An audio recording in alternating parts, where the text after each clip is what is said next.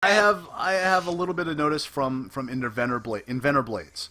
So Inventor Blades and I, we know each other. We've talked, and sometimes, I mean, he is a huge um, partnered streamer, and he gets these games, and he may not get them first, but he does stream them, and he gets 100 to 200 people viewing him, and then all of a sudden, I'm playing the same game he is, like Mortal Kombat 10, which I've been having like low numbers on that, but personally I don't really care. But and then all of a sudden, when he's done streaming, he'll send me a host, and then I'm dumped with 100 to 200 plus streamers. That helps. That helps a lot. But those are the other streamers who don't have that advantage. I mean, that could hurt them because they're going to be low on the totem pole. They're not going to be noticed. They're going to be having two to one person viewing them. So again, it really depends on how well established you are. So I mean, yeah. All right, well, that's what I'm saying. A lot of people blame the big streamers for these things, and I see it two sides because one, you're not always guaranteed those viewers anyways.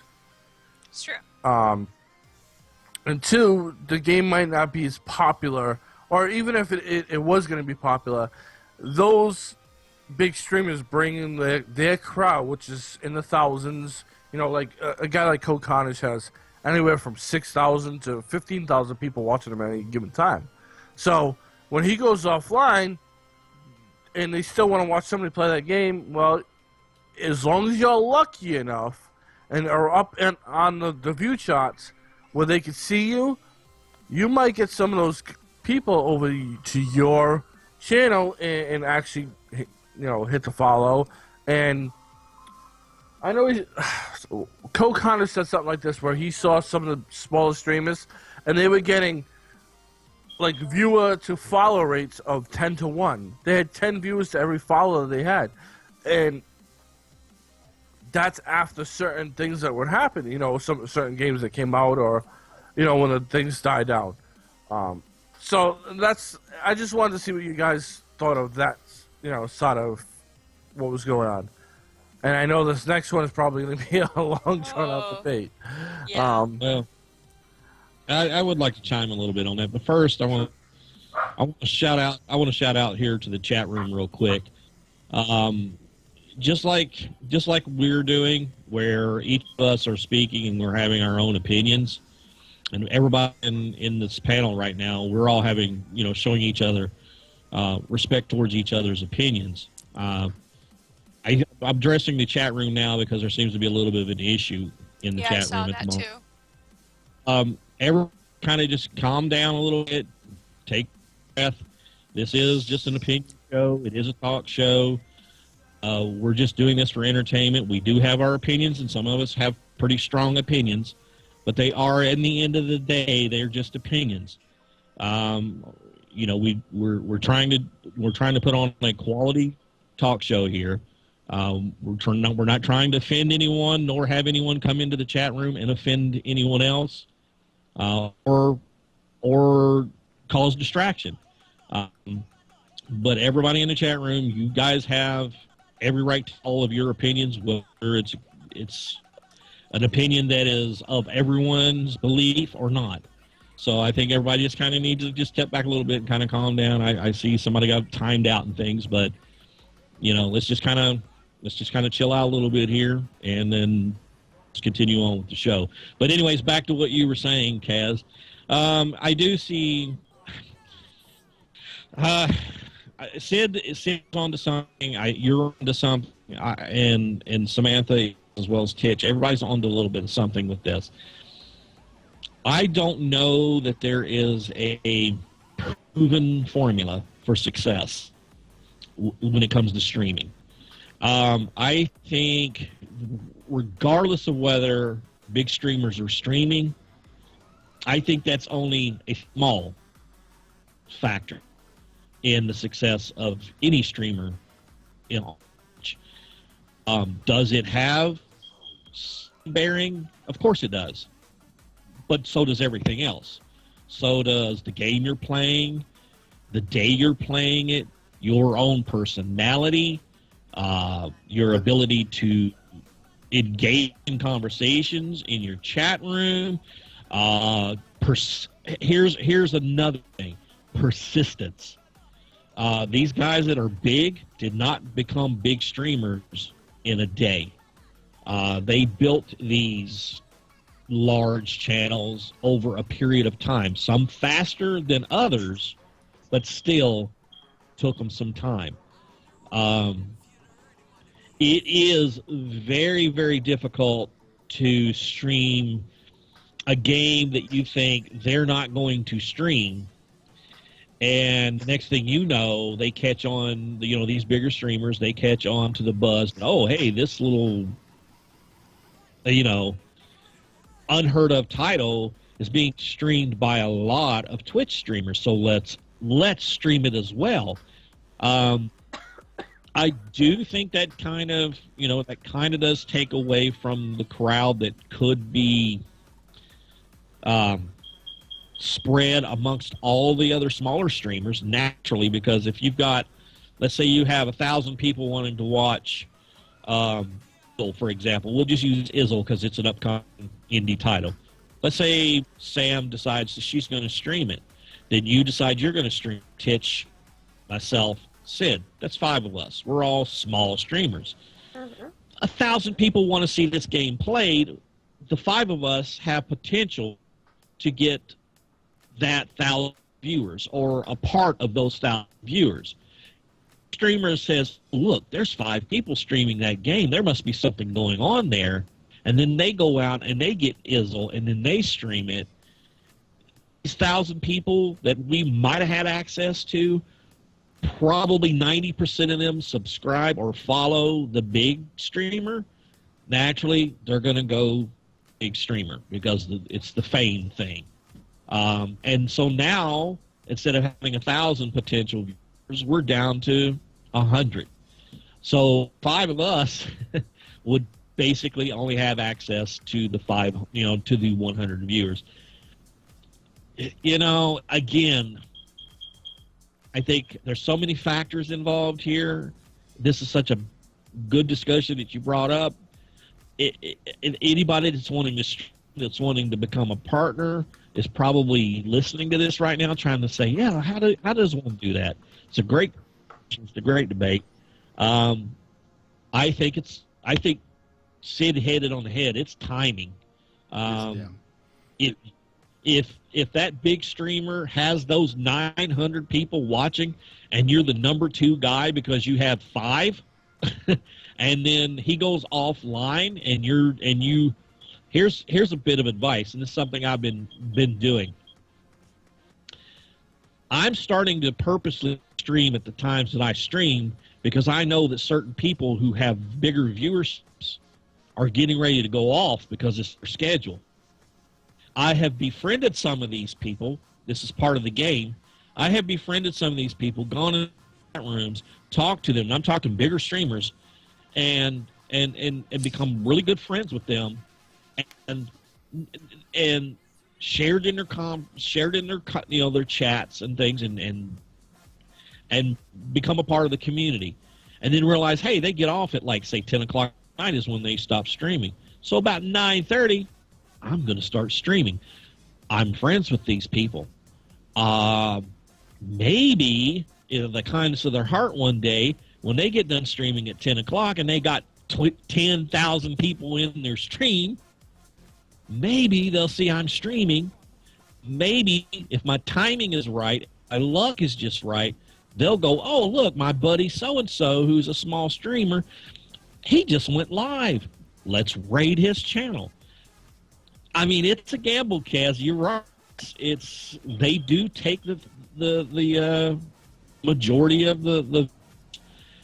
You have to think smart when you're small. We have to think of alternative ways of getting these views, because playing the game by itself is not going to do it.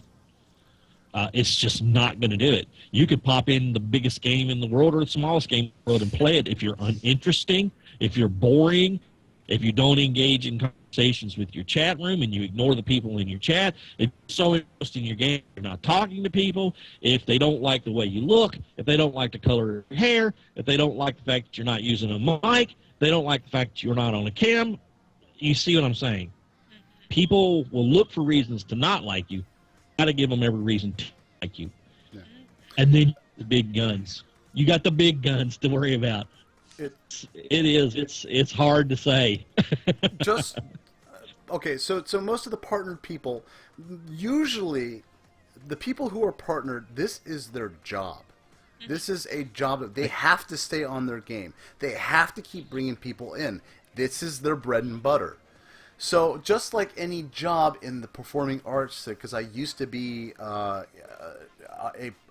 performing arts major, you can't just become a major. I played saxophone. You can't just go out and start making music. I mean, you can, but you're not going to get recognized. You need to start putting yourself out there.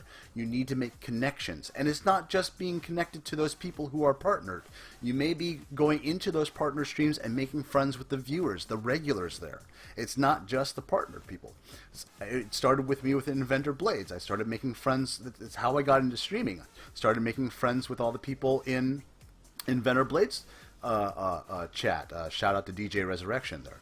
So, and then after that, they get to know you. You start making a personality for yourself.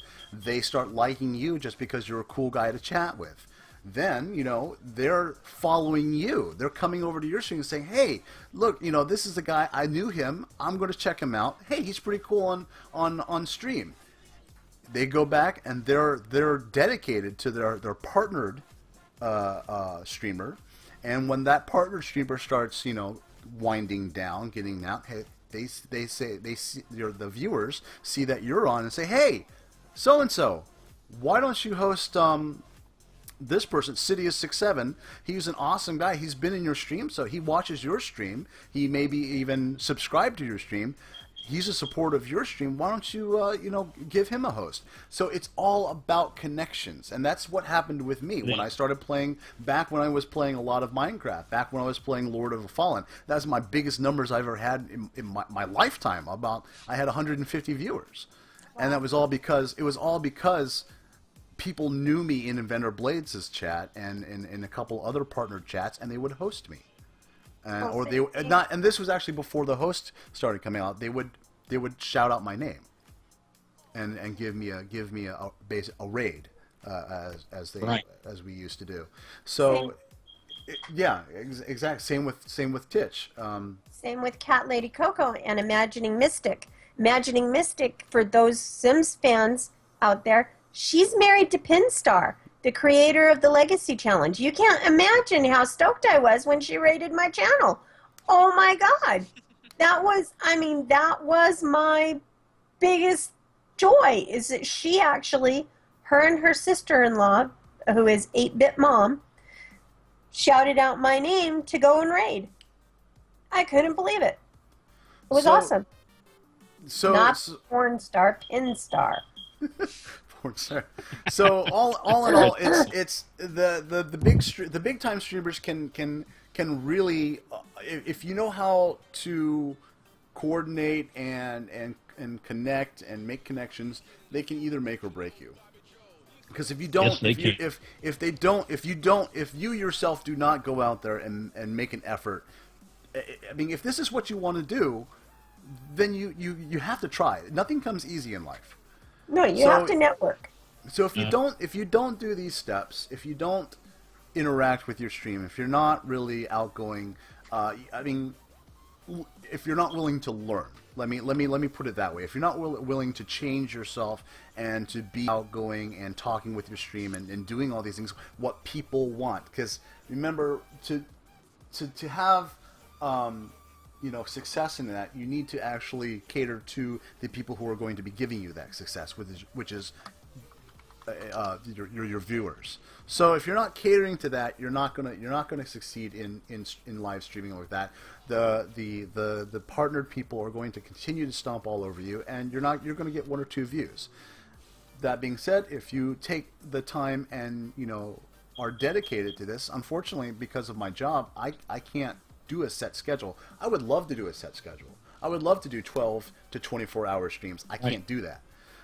So Right. I actually hurt in that area because there are people that want me to do that, and I just cannot deliver on that because just real life is demanding of that. So Hashtag real life.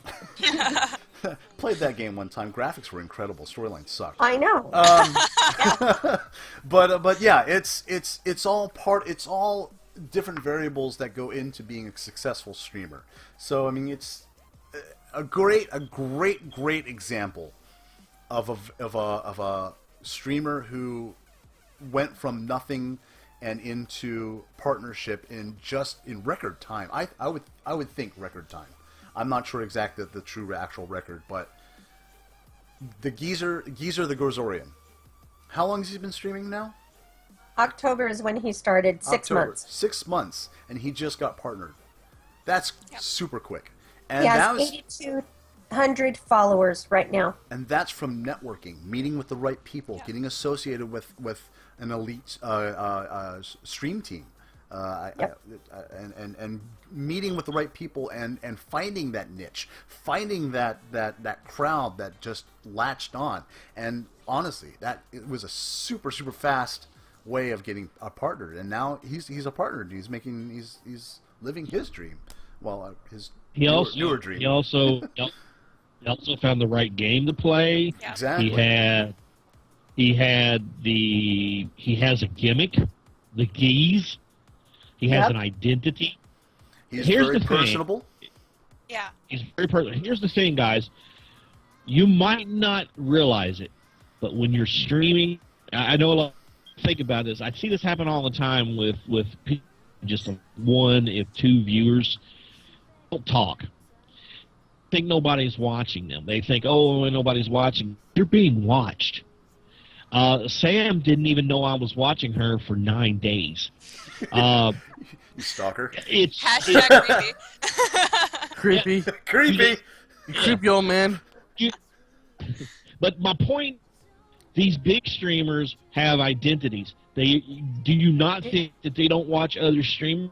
Do you not think that maybe they go in or either under alternative identities or no names at all and watch you, get to like you, and the next thing you know, they're recommending you?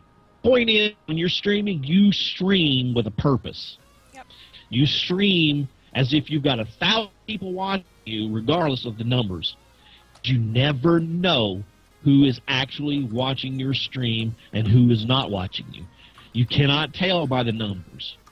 It's misleading. In other words, be on your best game at all times. The character of man is not what he does when people is watching him.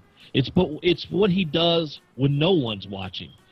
So if you act a certain way and you behave a certain way when you don't think anybody is watching you, and you're your true self, and you're being yourself, and you don't think is watching you, you're going to be surprised to find out that there's always somebody watching you. And somebody could be the difference in you becoming a partner someday. Oh yeah. So you just never know.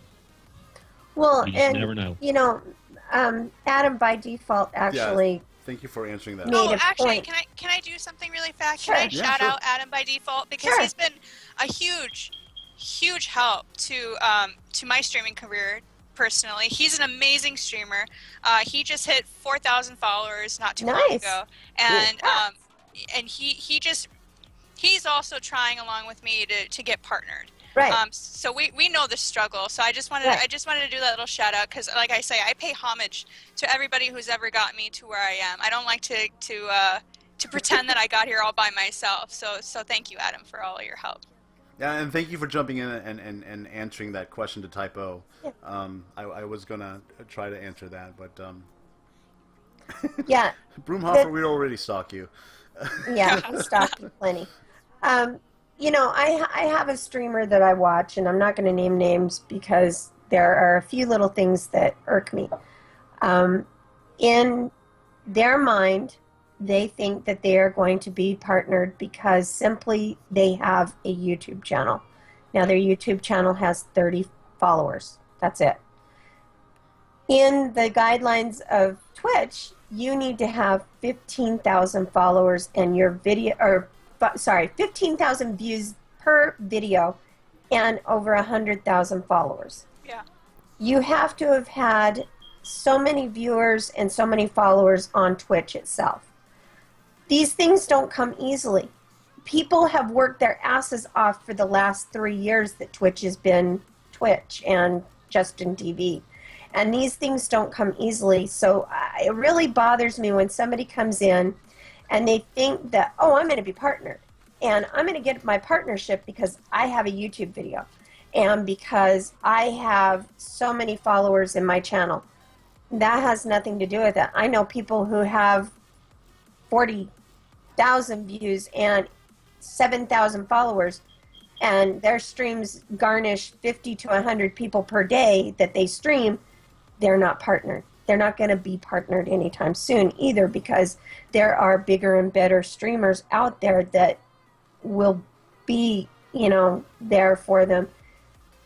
Sam is, she's right. You have to be sure that you thank every one of your followers. You make yourself an identity, and you make sure that you tell those people that are your network how much you appreciate them and support them. No matter what they're playing, no matter what you think of, maybe the game that they're playing is not your cup of tea. If you're enjoying their chatter and you're enjoying the chat that follows them, support them. Be there for them. You guys support us every week. We may bring up things that you don't like or you don't agree with, or there may be a little drama in the chat. You guys still stick with us, and we love you for that. Because you are our loyal followers. You are the ones who are going to get sticks out there. You're the ones who are going to be networking for us. You're the ones who are going to get our name out there and say, you know what, I follow this channel and it is awesome. And you should also follow every one of the Sticks members because they're great too. And they're personable and they love their followers and they love their viewers. And, they put stuff back into the community. That's something that you need to do. Follow those smaller streamers. I'm more likely to go to a streamer that's playing a game that maybe I'm interested in that has 25 people than the bigger streamers that are streaming that same game, so I can talk to that streamer. So I can ask the questions I want to be answered. And Titch, if you don't mind, this is a perfect time. I would love to give us to follow up with what you said. Tell them what you say when you close out. It is one of the most remarkable closing. Oh yeah, I love her closing. Panda loves it. This is what really love it. Got him. Yeah, this sold it for me. I always, at the end of my end of my streams, I always thank my fans. And then I always say, you guys can be watching a million other things besides me play video games. So I really appreciate that you guys take the time, the effort, the energy to stick around, to talk to us, to just hang out. Because it really is just an amazing thing because time is so valuable. You're never getting time back. So for you to stick around and spend time with us, that is just the most priceless thing any streamer can hope for. It really is it's just amazing. I don't know It's a benefit to your channel. And she sells it so well with her eyes. I know, she's so cute. She is. I was in there one night when you sold it, and I'm like, oh my god, I'm done. I'm done. It's over. Where's the sub? Where's the sub? Where's the heart? All the hearts.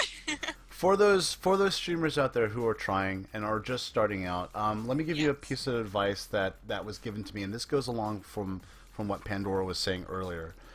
The advice was given to me is, no matter who is in your stream, whether it be 0 to 100, whatever you're thinking in your head that you would normally think as you're playing the game, say it out loud. That is the key thing. It doesn't matter how minuscule it is, how unrelated to the game that you're playing. If it pops in your head, say it. Say it out loud. Get into the habit of that. And I'll be playing, like I was playing Skyward Sword the other day, and I was just kind of, oh well, I guess I need to go to the south. And okay, there. Where? How do I pull up? Okay, there. Okay, now the B button. Where's the B? Oh, it's this trigger here. It's just smaller things. Just as long as you're talking, as long as you're saying things out loud, that will help you. It is key, and it's helped me a lot too, because when I first started playing, this is all you would see me do. Hi guys. So once I understood that concept, is like, okay, then yes, I need to be actually talking, and it's hard. It's hard to talk for hours upon hours at a time. But that, start talking, get your muscles working, it'll come easier to you. So it's like advice. Yeah, it's like you're playing a game and there's a note that comes up across the screen that you picked up off the floor. Read the note. Please read the note. You're reading it in your mind.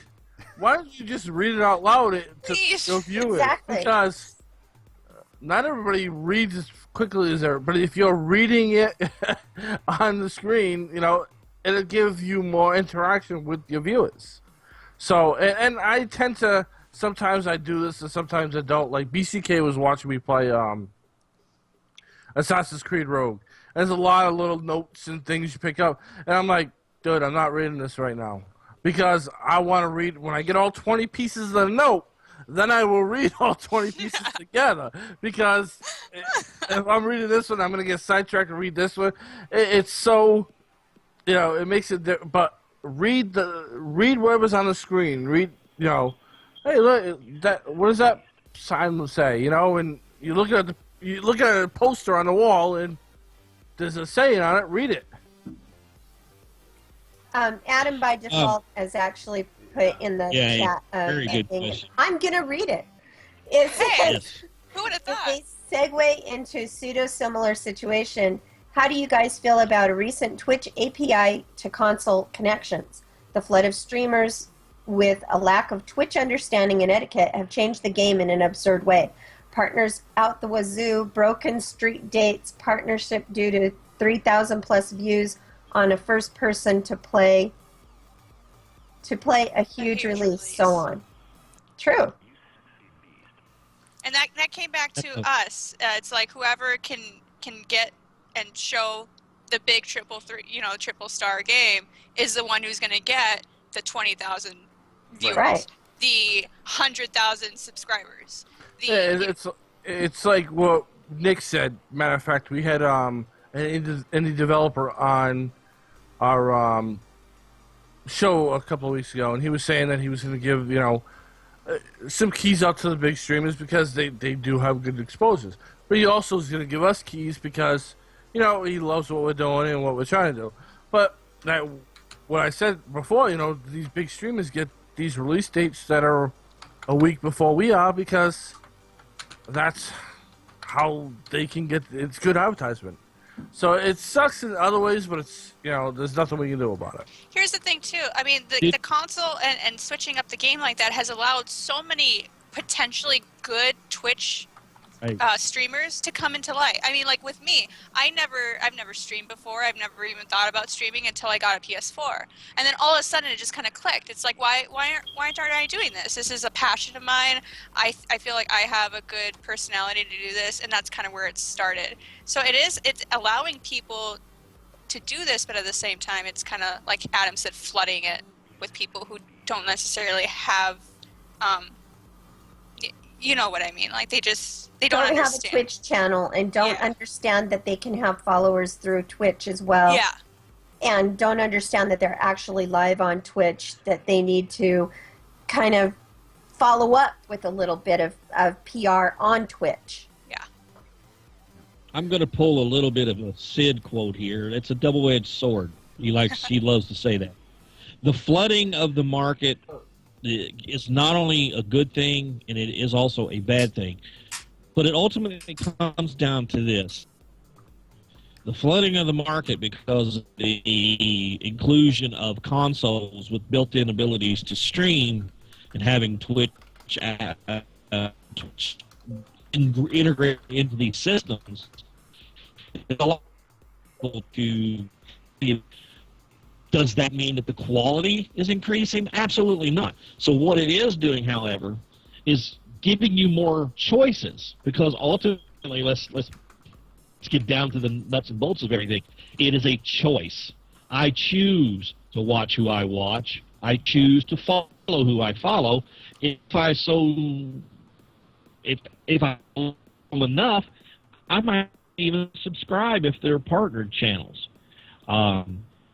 So it ultimately comes down to the viewer. It doesn't matter if there's 1,000 people or if there's 2.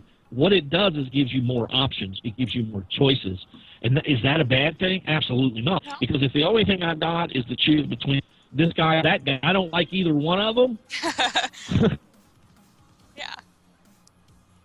Uh-oh. Oh no, a panda! Uh-oh. Yeah! A leaf fell on his internet cord. Damn you, Okay. leaves. Leaves! No!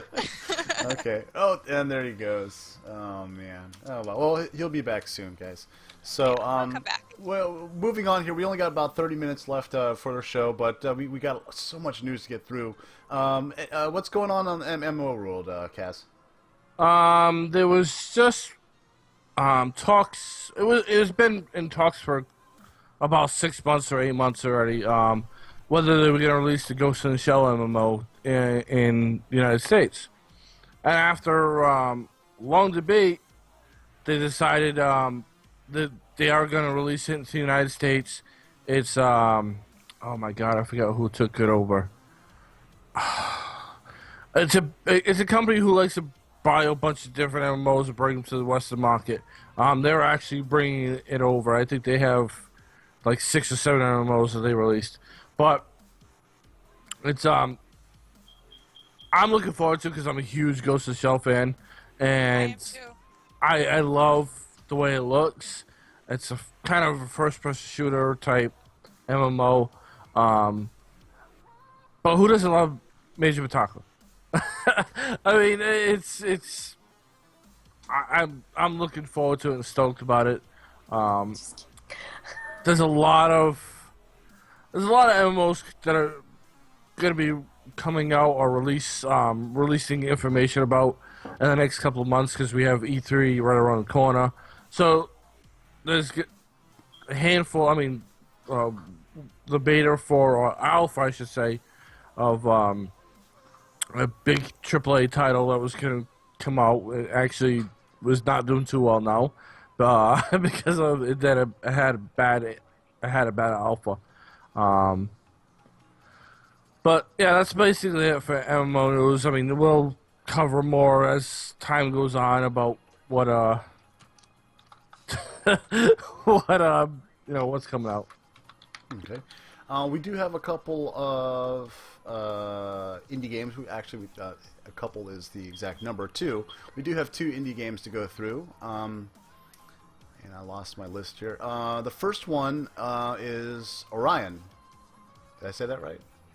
Yes. Legacy of Korra game. Kaz, do you know any more about that? It's not actually Legacy of Korra game. It's actually the first game, I guess, being released and made in India. Oh, okay. So it has a lot of that, art style that looks like Korra, and but I thought it was pretty cool. It's different. Come on. I know. So BCK, I will check. Okay. Well, let's take a look at the trailer.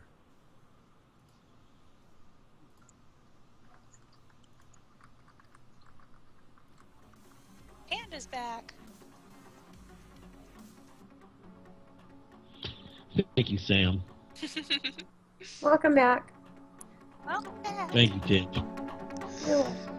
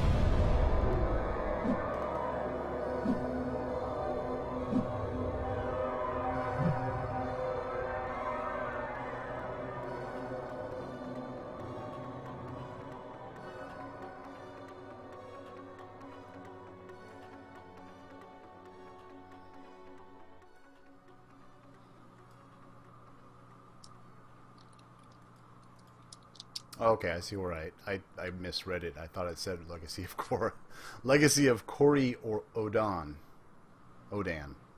That's what it was. I'm sorry. That looks pretty cool. Open gameplay, right? Yeah, it's like a it's got RPG elements in it. That's why I thought it looked really interesting because of the way the way it was portrayed and played. So I don't know. It might be a sleeper hit. Who knows? Cool. The next one that we have is called Blue Estate. This is a game that I was playing. And Blue Estate. Yeah, it's a pretty cool. It's from a graphic novel. Yep. And welcome back, Panda. No, I'm saying Panda. So welcome back. That's Sam's name. Yeah, Pandora. Yeah. So the next one we have is called Blue Estate, and it's kind of a first-person shooter, but you don't really move around. It's kind of a point-click, but it's all about timing. So we'll take a look at the trailer here.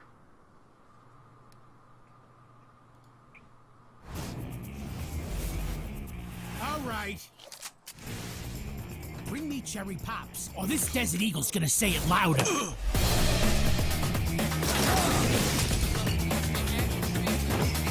That's what I like. You know what floor the ambush is on? This one, going down. Password is 22. No. Security! Sorry, girls. I'm not looking. Come to Tony Luciano. Line on up.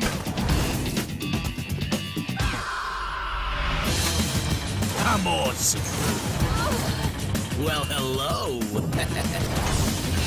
Oh, come here. I want to give you something. Ah, Christ.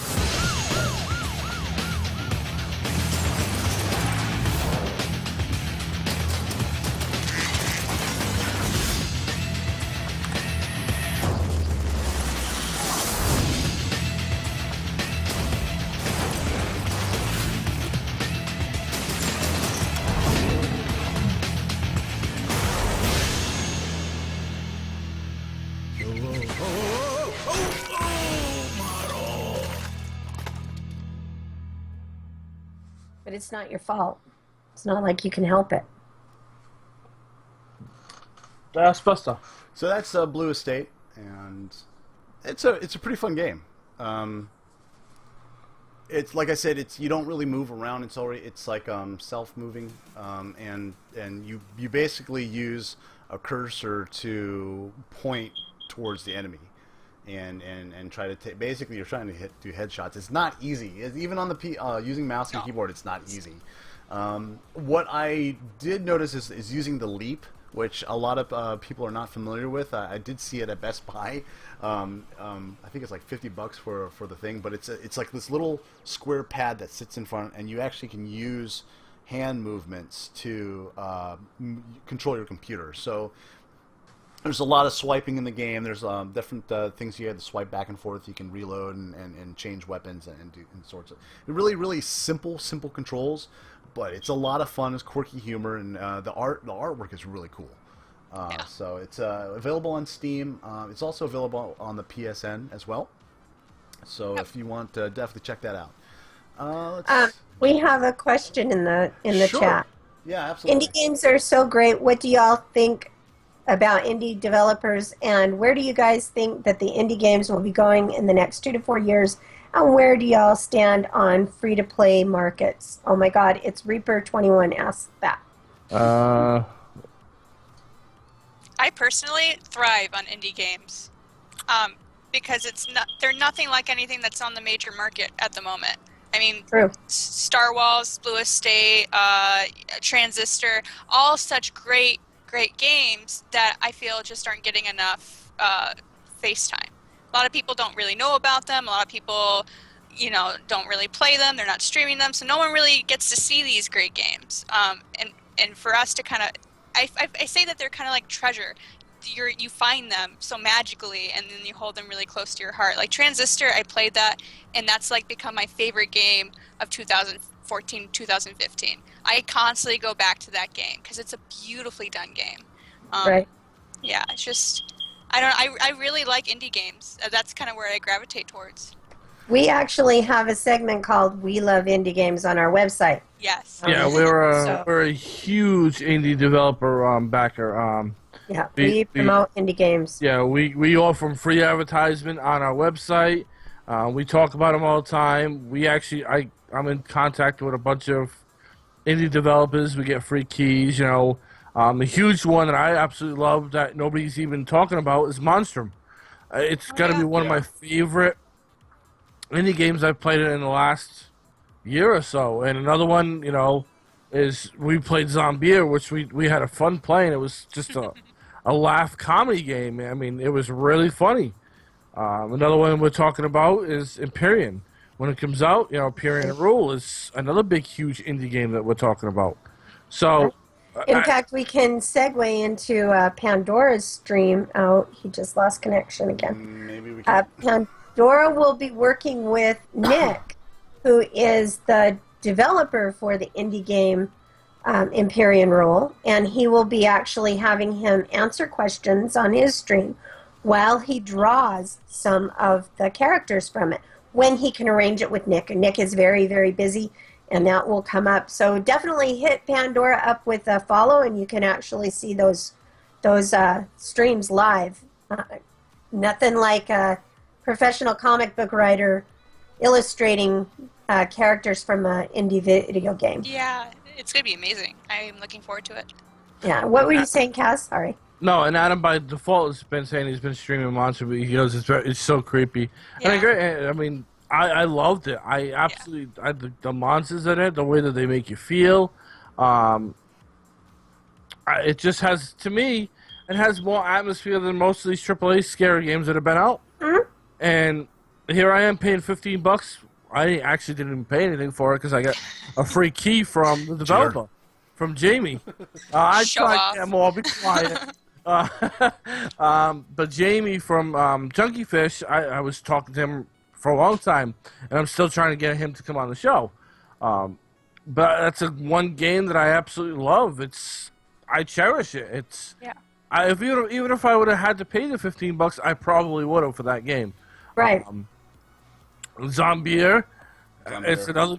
We had fun playing it. Is it the best game in the world? No. I mean, I like it because of the comedy, all the different comedy that's in the game. Like 1 minute you're looking at the head from Saw, the mask that the guy wears, and another it's a reference from Jason or Freddy Krueger. It's just you're walking around with a dildo, hitting back these guys.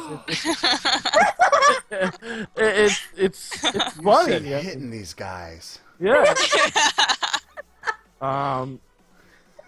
What else is? I mean, we have so many. If you go to the website, I mean, I know Child of whatever one that you played, Tits, that you loved. Oh, Child of Light. Geo. Yeah. Geo. Child of Light. Yeah, that's Mhm. right. Yeah, that's another one you played. Yeah, that was. All of us, most, I can't say all of us, because most of us here, well, all of the founders here at Styx, and most of the stream team here are huge indie fans. And we try, one thing in our news, we may go over some time, over our time limit here, and we try to keep close to a time limit. We may skip some news stuff, but we try to make it a point to bring those indie games to you guys, and we're always on the lookout for new games and cool indie games, man. So if you have any suggestions for us that we may have overlooked, please feel free to let us know. I mean, Are we still talking? Yeah, I was still talking about indie games. I promoted your stream with Nick. But I mean, what else was it? Last week, last week I shouted out Pillars of Eternity. To a point, it is an indie game, but it isn't because it's made by Obsidian Entertainment. But they did crowdfunded and back in, Kickstarter campaign for it. So, it's where you gotta draw that line, and we do. I find a lot of Kickstarters for indie games. Yeah. So, if you love indie games, keep on tuning in every week because you'll see 5 or 6 usually a week, but sometimes it's a little lacking. Like this week, we only had 2. Oh, and there goes Pandora again. Oh, man. So, let's see. Did we have... In other news, let's see here. Your darkest animatronic nightmares. Speaking of indie games, your darkest animatronic nightmares are headed to the silver screen. According to the Hollywood Reporter, Warner Brothers has picked up the rights to the widely popular Five Nights at Freddy's. Five Nights at Freddy's. No writer So excited. No writer or director has been attracted to it yet, though producers Seth Graham-Smith and David Katzenberg of Cat-Smith Productions are on the prowl.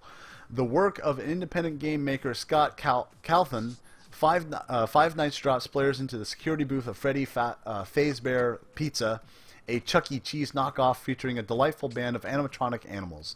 Delightful during the day, that is. At night, the robots roam the restaurants looking for something to kill. Your job. Survive Five Nights by using security cameras to keep an eye on the furry evildoers, which, thanks to a shaky electronic grid, is harder than it sounds. First released in 2014, the original game was a smash hit on the PC thanks to the wealth of hilarious YouTube videos of people playing and getting freaked out.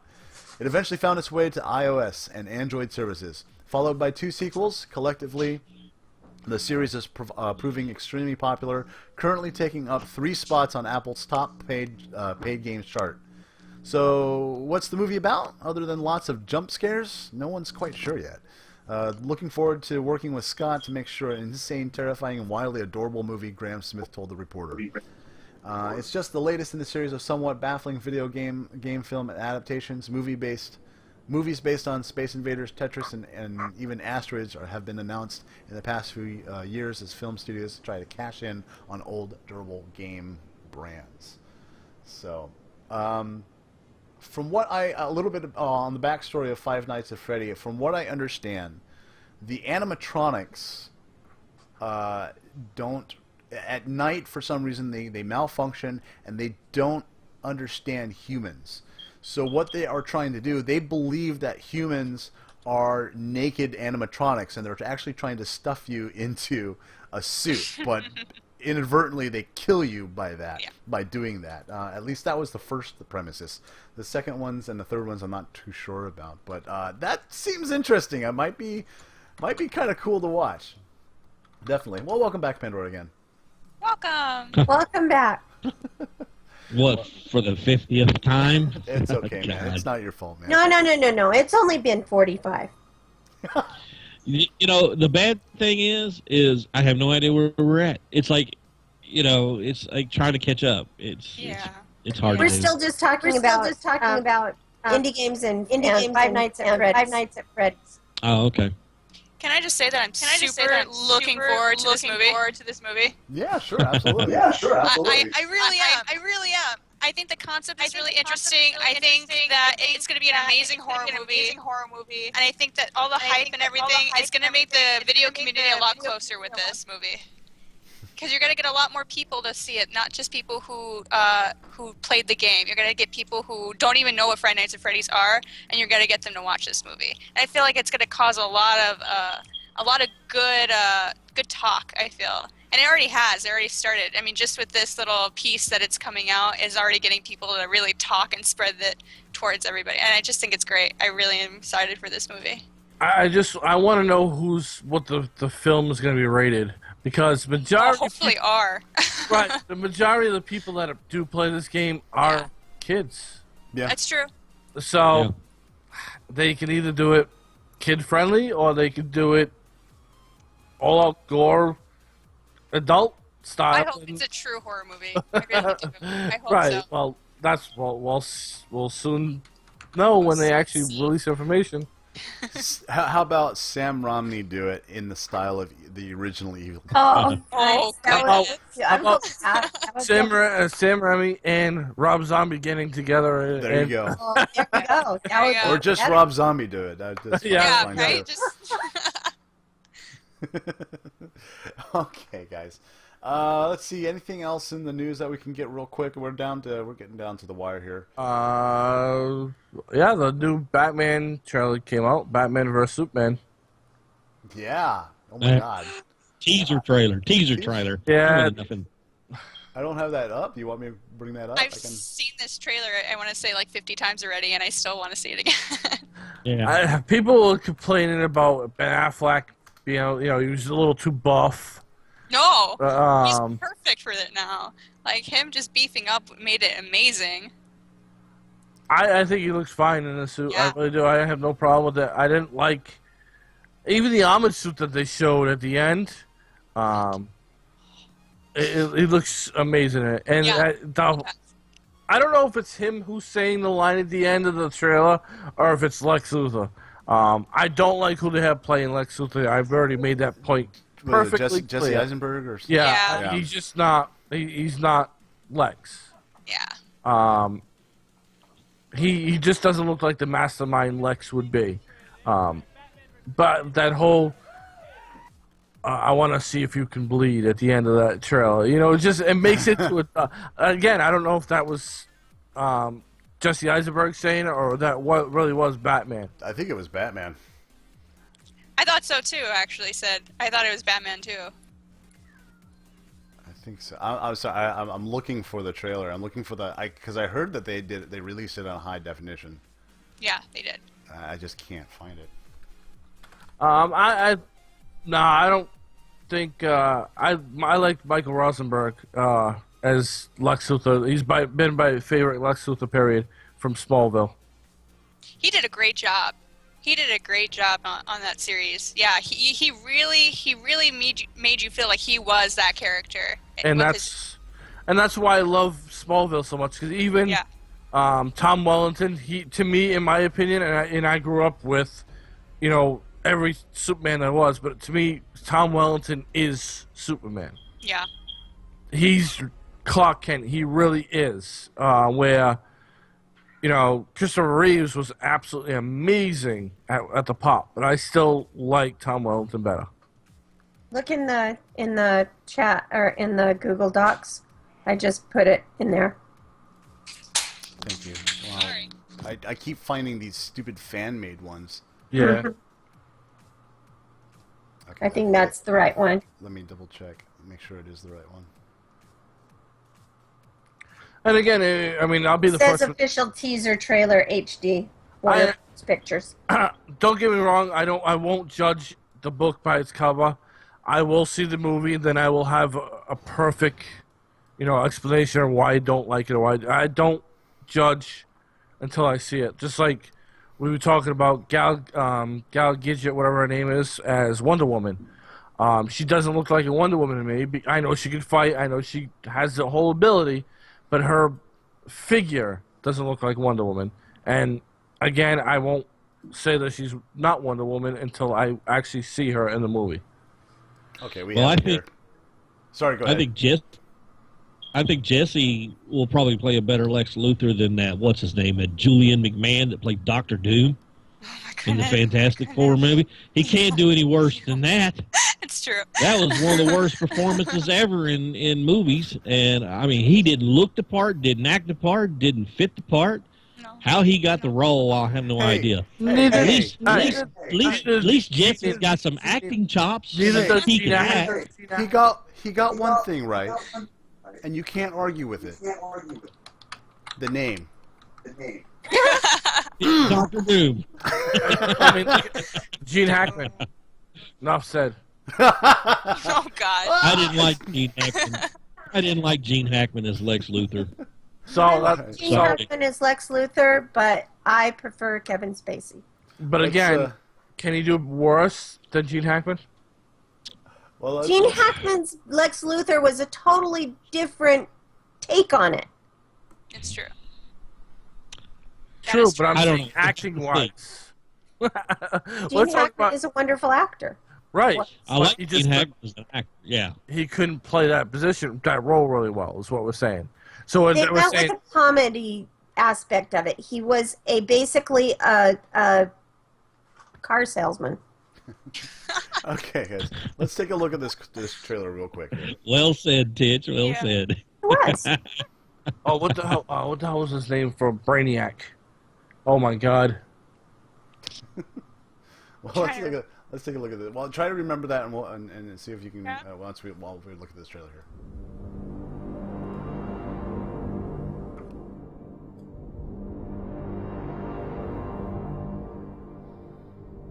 Is it really surprising that the most powerful man in the world should be a figure of controversy? We, as a population on this planet, have been looking for a savior. We're talking about a being whose very existence They are not telling us the truth. challenges our own sense of priority in the universe. Human beings have a horrible track record of following people of great power. Corrupts, and absolute power corrupts absolutely. Chaos. Maybe he's just a guy trying to do the right thing. We know better now, don't we? Devils don't come from hell beneath us. They brought their war here. No, they come from the sky. The world has been so caught up with what he can do that no one has asked what he should do.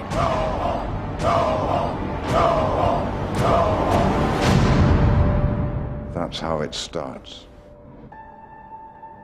The fever, the rage, the feeling of powerlessness that turns good men cruel.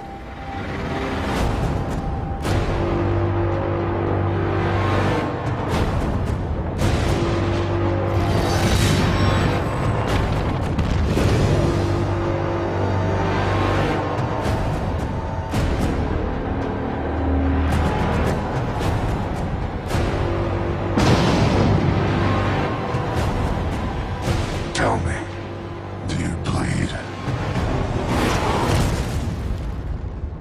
You will.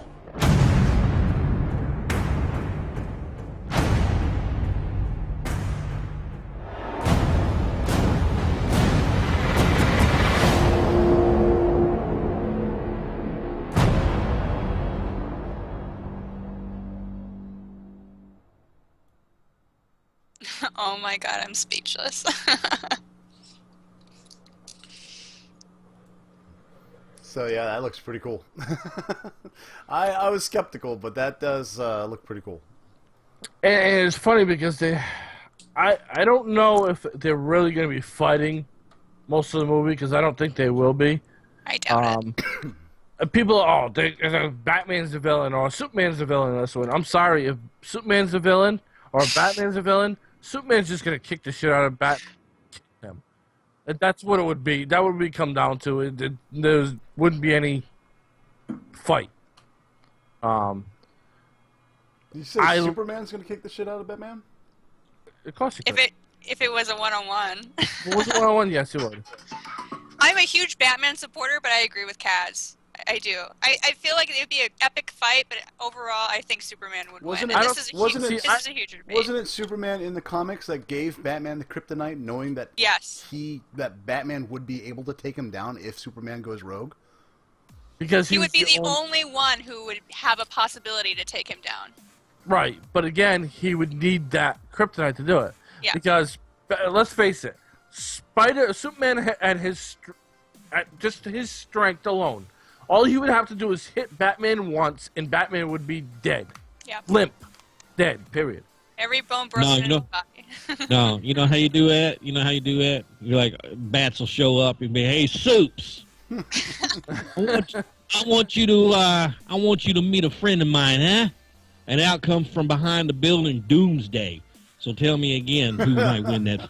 Well, we already talked. If you're bringing Doomsday into it, then Batman ain't stupid. Batman is smart, and he ain't gonna go into a fight like that. But again, they didn't release the Doom. Now they're saying that they're gonna put Flash in the movie now, and they're talking about putting what's his name as another character, whether it be Robin or girlfriend Robin. Cameos. But what I saw in this movie, them having a statue of Superman, okay.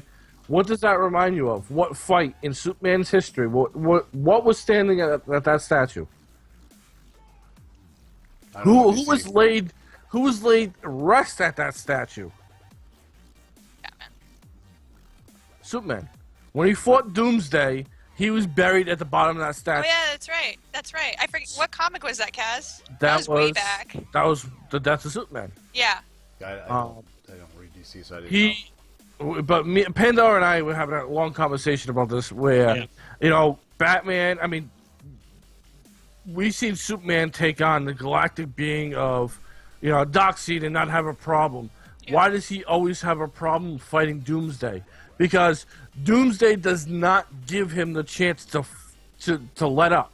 He just keeps going and going and going. He's relentless. He doesn't stop. He wants to kill He wants to kill Superman and beat him into the ground. Where Darkseid is very arrogant, and you see the arrogance is why Superman can get an upside against Darkseid, but against a villain like Doomsday, that's why he can't kill Doomsday. He has to put him either into, a vault or a safe, or put him in the Phantom Zone because he can't kill him. So Doomsday is too powerful for Superman to deal with because he's relentless. That's true. Okay. Well, that just about does it for our show tonight. Again, hey Sam, go ahead and give a shout out for your Twitch. Oh yeah, so you guys, I stream every night at 8 p.m. It's Sambird23, so please hit that heart button, show me some love. I hope to see you guys there. Please say hi if you do pop up. I love meeting new people. I love saying hi to all you guys. So hopefully we can talk soon. That's 8 p.m. what time zone? 8 p.m. Central Time. 8 p.m. Central. Central Time. Yeah. So that'd be 9 p.m. Eastern. Yep, 9 p.m. Eastern. Pandora, anything coming up for you? What is that? That was my phone. Sorry. I thought that was me. I was looking around. I was like, "What was that?" Well, the way the twinkle, I have no idea. Yeah. That was my phone. Oh, okay. That the internet, the way it's been acting, I could be hearing voices. Yes, I am working on something for Saturday. Nick from Imperium Rule, who was supposed to be in this Saturday, but due to having to shoot some video, was not able to make it to my stream. So we had to reschedule, and he will be coming into my stream this Saturday at 3 p.m. Eastern Time, and he will be in a Skype call with me so that the people can hear him speaking, and he's addressing any questions, be telling them where they can find the game or whatever. While he's doing that, I'm going to be doing some illustrations and sketching the characters, some of the designs from their game. So that should be a lot of fun, and that's until he leaves, of course, 3 p.m. to question mark, because we don't know what time he's going to have to go or how long he's going to be able to stay around. He's thinking he's going to be there for at least an hour, maybe two. That's really cool. That's really exciting. Cool. We'll be there. Kazan, anything coming up for you, man?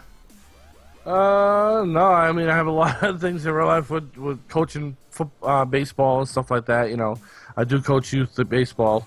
But other than that, I should probably be streaming a lot in a couple of weeks or so. Once I get a schedule out there and up on my page, I'll follow it. Hit Caslin up for a follow, though, guys. You wouldn't do much better in gaming, PC gaming. All right, Titch, what's going on with you? Excuse me. Well, I'm doing the Dark Titch nights. That'll be like 10 p.m. Eastern time, but during the day, from like 2 or 3, between 2 and 3 in the afternoon until about 7 or 8 at night, I'm streaming The Sims 4. And The Sims 4 is got a new thing for my followers. I'm doing a neighborhood. That means raffles to create Sims and then build the houses for the neighborhood in the Sims world. Also, I'll be doing some creative ones where I'm sculpting those cottages. Awesome. Cool. Yeah, those I forgot something too. You're giving away. Yeah. Yes. Also, look out for a new series, and we've said this a few times, but it's actually going to come to fruit within the next week or so between me and Pandora. It's probably, the name of the show is most likely going to be called On the Hot Seat. We're going to be discussing topics and, going back and forth with our opinions.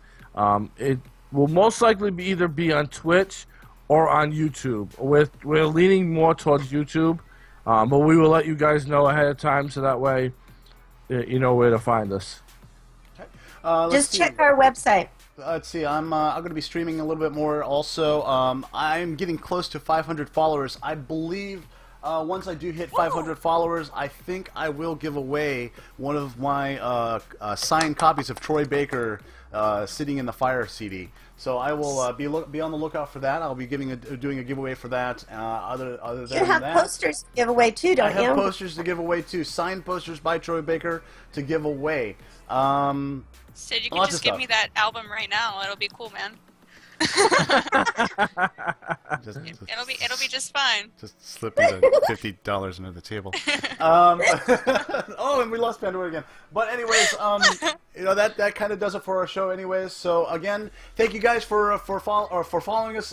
Thank you for having the Save Point Show hitting 100 tonight. Thank you guys. We couldn't do it without you. It was awesome, awesome, awesome, awesome. So again, we are Styx Broadcasting, and big shout out for Titchery, Your Pandora, Kazan143, also our stream team, Brunhofer, Slimanim, Kix, and Kim ST, and our the Waffling Brit, and our newest member, Samantha, Sambird23. Thank you so much. And don't forget BCK. And BCK. BCK is our newest mod squad leader. We are making a new division. We're still kind of refining that division as well, but we are going to have like a full Styx mod squad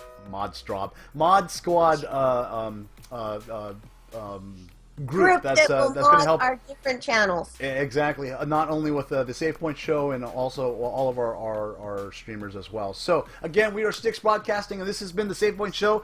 I am City67. I'm Titchery. Your Pandora. And Kazal143. And also Sambird23. Excellent. So again, this is us reminding you to save early, save often, and back up everything. So hey, see you guys next week. Bye. Bye. Hold. Hold. Dad. Pills. Pills here.